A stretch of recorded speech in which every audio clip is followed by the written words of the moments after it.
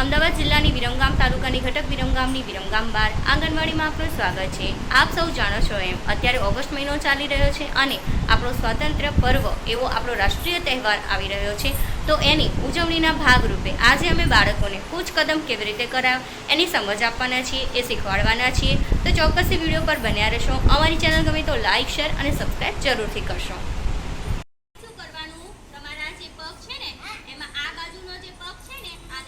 જમણો પગ, કયો પગ કહેવાય? જમણો પગ, બરોબર। અને આ બાજુનો જે પગ છે આને કહેવાય છે ડાબો પગ। કયો? ડાબો પગ। તો જમણા અને ડાબા બંને પગનો ઉપયોગ કરવાનો છે।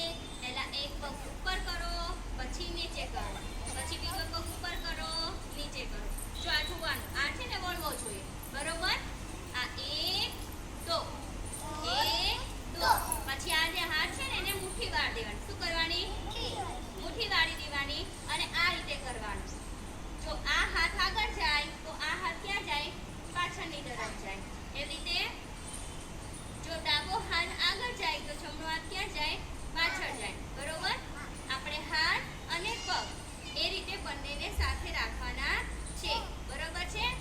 એક દો, એક દો, એક દો, એક દો, એક દો કરો। ચલો હું બધા જગ્યાએ ચેક કરવા આવું છું। કરો બેટા બધા? તમારા હાથ અને પગ ઘણા વિદ્યાર્થી ફક્ત હાથ કરે છે, બંને સાથે થવું જોઈએ, બરોબર। તમારો હાથ અને પગ બંને એક દો, એક દો, એક દો।